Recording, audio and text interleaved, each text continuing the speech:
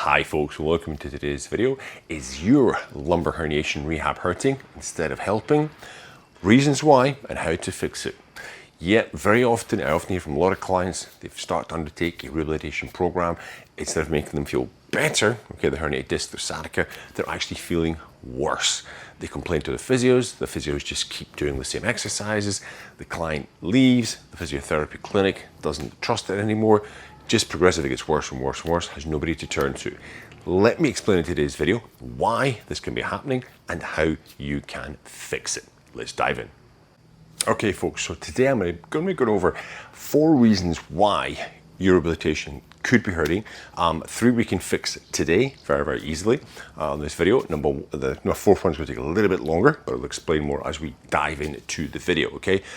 First time here though, I want you to subscribe. I make a lot of great content for folks that are suffering with low back pain problems, such as herniated discs, bulging discs, lumbar stenosis, lumbar arthrosis, arthritis, those types of things. I myself have brought myself back twice from an L5-S1 herniation without surgery using conservative care, and I make a lot of great content for folks out there today suffering with the same problems. Okay, so one of the main reasons, okay, that people's rehabilitation will be hurting, very simply, they're doing it too much too soon, okay? I find this a lot where some of my clients have been former athletes, you know, active amateur athletes coming from different sports. It could be a gym user, it could be a mountain biker, it could be a swimmer, whatever it could be. They tend to go at things super hard, okay? They think, right, you know, this exercise is good, right? Let me do it 5 times a day, okay? Or walking is good for back pain. Let me walk 16,000 steps a day, right? Every day. And they're just doing too much volume. It's too intense, right? It's just too much. And the body just doesn't have time to adapt. It breaks down. They keep aggravating the nerve, okay? The injury. They're just not getting any better, right? And it's a function of volume, sets, repetitions. So how I encourage it with my clients is that they'll often have their kind of strength rehabilitation day. Then the next day will be some sort of stretching, mobility, some sort of cardio. Then there'll be some strength work, cardio, and then normally 2 days off, which is some light walking, right? You got to break up the week. There's certain things you're going to be doing every day, which are very low intensity, low volume, maybe some core bracing work, postural awareness, that type of stuff. But as far as your rehab goes, it's pretty useful to try to adapt it, okay, to your individual ability. And this is where sometimes, I said, somebody's coming back from an injury, it's been a long time, they can't handle the volume, okay? That's number 1. Number 2 is something a bit more practical, and that is actually the exercise technique. So I'm going to go onto the floor and talk all about that one. Now, I'm down on the floor here because I want to talk about exercise technique, and this is another massive one that I see people who get things mixed up, either from the physio or trying to follow something online on YouTube. It's one of the reasons I get a lot of my clients to send me videos of them doing the exercises so I can ascertain, I can look, I can critique the technique and the sort of tempo they're using for the exercise. Now, a lot of times when you go to physiotherapy, they'll have sadly, a generic sheet for low back pain issues, and it will very often involve what's called the bird dog exercise. Now, you may have seen this in other videos. I've talked about it as well. And bird dog is when you're on all fours like so, and you do one opposite leg and arm pushing back, okay, like so, right? That's generally how it is performed. Now, it's required that you go at a reasonably slow tempo so you can get that mind-muscle connection of the core, glutes, and back. If I do not have good tempo and I'm basically going like this, okay, I'm not getting anything out of this exercise, right? And especially if I'm kicking my leg up like this, I'm actually extending my spine, okay? We want the spine to be reasonably neutral. I want to be pushing back, bracing, holding, okay, pushing away from the floor, retracting my shoulder blade, extending my leg, squeezing my glutes, bracing the core with control. Because that slowing down the tempo, I can actually start to feel the muscles that are supposed to be working. Now, on the other side of this, it might not necessarily be the tempo, it could be the actual exercise itself. It's not the right exercise for that person, in that the person's they're too unstable, they can't actually hold themselves. So in that case, you have to actually make the exercise easier. So maybe we just do legs only, okay? So quite often people are getting hurt because it's just too intense for the person. They're not at the necessary level. So you want to bring it down. You can bring it down. Even I can just move my arms only, just like so, okay? Until I've got the stability before I'm able to move on to the next one. So be very conscious of the technique that you're using, the tempo, okay? If you feel that you're not strong enough to do that exercise, question the physio, okay? Say, look, is there something easier for me that I can do?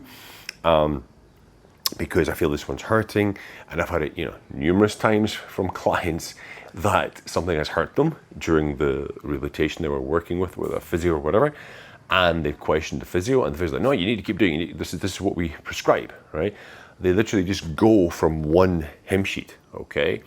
So number 2 is very much exercise sort of technique, how you do the exercise, okay?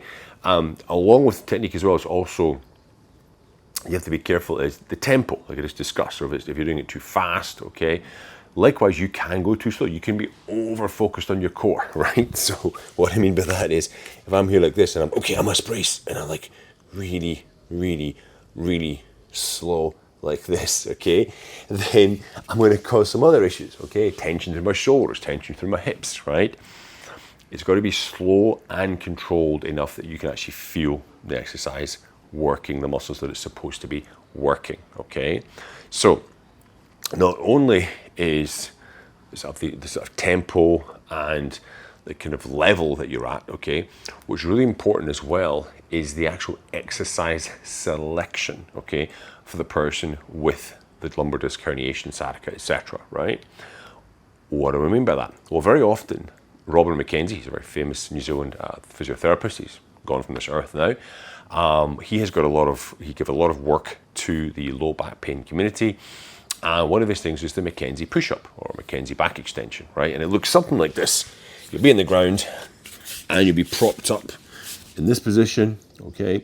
The push-up itself is where you put your hands here and you're literally pushing up, okay? Keep my hips on the ground. And this works very well for a lot of people with a low back disc herniation. However, it is contraindicated, which means it's not recommended, for somebody who has facet syndrome or facet inflammation, facet issues. Why? Okay, the facets are at the rear, at the back of your spine, okay? When I extend my spine, they get closer together. So when I push up like this, okay, I'm going to get irritation of already irritated areas. So poor exercise selection is by giving somebody who's got this, and that means you need to be reading the MRI report, speaking to the doctor, this is the physio I'm speaking to here, okay? And even yourself, as the client, as the patient, should be aware that if you've got these issues, you shouldn't be doing that type of McKenzie work because it's going to aggravate the other issues, okay? And I've had a lot of clients who, bird dog will hurt them, or dead bugs will hurt them, okay? McKenzie work hurts them. And the problem you very often have is that the exercise being selected by the physio, or the rehab person, they're based upon that clinic's practice guidelines, okay? And very often it can only be one set of guidelines. We only use McKenzie work, we only use McGill work, we only use, Pavel Kolar's work, he's a famous Czech physiotherapist, right? And they can't get out of that system, they're blinkered, and they keep saying to the client, well, you have to do this, you have to do this, right? So you've got to be mindful of the exercises you're choosing, right? For your own rehabilitation and also what the physiotherapist is giving you, because it can lead to an increase in pain if it's the incorrect exercise selection. Now, another one I often see is the client is doing far too much core work, okay? Now, yes, the research will tell you lumbosacral stability, so stability of this region here, has a lot of carryover effects in decreasing the problems people have with lumbar disc herniation, sciatica, etc., okay? However, you want to be globally strengthening, okay, the whole body. So if the exercises selected are only, core, planking, bracing, bird dog, and there's no leg work, there's no arm work, there's no chest work, etc., I always say you're only as strong as your weakest link. So when you come to, push open the heavy door, to move the garbage bin outside, right, and you grab it, if my arms are weak, my upper back is weak, my legs are weak, okay, all the extra stress gets put onto that section, which is of course my lower back pelvic region, right? I've got a strong arm, I can brace everything and kind of move as one, the whole unit as one, and move that trash can. I can pull open that door, I can push open that door. If this area is weak, okay, the weak point, buckles, okay, I have to engage my core more, which puts more stress on that lower back, right? You're much better embarking on a global strengthening program, all right? Yes, don't neglect the core, have core stuff in there, okay? But as far as exercise selection is concerned, it should be more global. And again, this overemphasis on core, overemphasis on the wrong exercise selection can definitely lead to an increase in pain, okay? So those three things you can change today, right? You know, tempo, exercise selection, your volume, intensity, very simple. The fourth one we're going to talk about now is a little bit trickier. Let's dive in. Okay, so now the fourth reason is a little bit harder to change on the day, but it happens very, very often. It happened to me during my recovery as well, many, many times. And that is you're in the midst of a flare-up, okay? Now, the flare-up itself has been caused by an external factor, not by your routine that you've been doing. It's not the volume, intensity, exercise selection. It's something else, right? It could have been travel, you know, long drive, plane ride. It could be you've had bad sleep the last couple of nights, okay? You were out for some event or something like that, ate something, didn't agree with you, you had some bad sleep. Perhaps you did do some extra, you know, moving of boxes or, you know, helping a friend move or something like that, something which is out of the ordinary, and that's caused a flare-up. Now, what that does is it makes the tissues more sensitive, right? Maybe it was the sciatica nerve you had a lot of problems with. It's already a sensitive area. You have poked it, you've prodded the bear again, right? It has flared up, the pain is flared up. So now it doesn't really matter what you do, you know, you're doing the exercises which, you know, last week were perfectly fine, and this week, why is it hurting? I get this so many times with clients, like, well, hang on, you know, I was doing rehab, I was fine, and then the next week I did rehab and I was in pain, right? And I don't know why. Then you start asking them questions, but okay, how was your sleep the past week? Did you drink any alcohol this past week? Did you do anything different as far as driving, traveling, hanging out with friends? And 90% of the time, you will find some reason they didn't understand, didn't know about at the time, which has caused this flare-up. And then when they go into their normal activity, they're just kind of compounding. Okay, so how do you resolve it? Okay, it might sound quite simple, but basically you want to go into kind of, I wouldn't say emergency mode, but you want to taper things down, okay? So maybe and don't rest completely, okay? The worst thing to do is rest completely. You do want to keep moving, okay? But at a much reduced level. So if you're supposed to do rehab in, say, the next day or even that day, the current day, you take extra day off, okay? So you're taking 1 or 2 days extra off. That should bring the pain down, and during that time, you're going for small walks, you're going into sort of recovery, relaxation positions, which is lying down with your legs on top of a bench, a small stool up against the wall. Okay, a few times a day, just like big belly breath breathing. Try to relax that area. You're trying to sort of desensitize it, bring the inflammation down. Ice, potentially, some form of drugs like ibuprofen, paracetamol for the pain, etc., and inflammation for ibuprofen use. And you're just trying to get out of that cycle. If rehab is due, okay, exercises, 2 days later, and still a little bit of aggravation, reduce the volume, okay? Maybe you're required to do 3 sets, just do 1 set, okay? You're not gonna lose anything, right?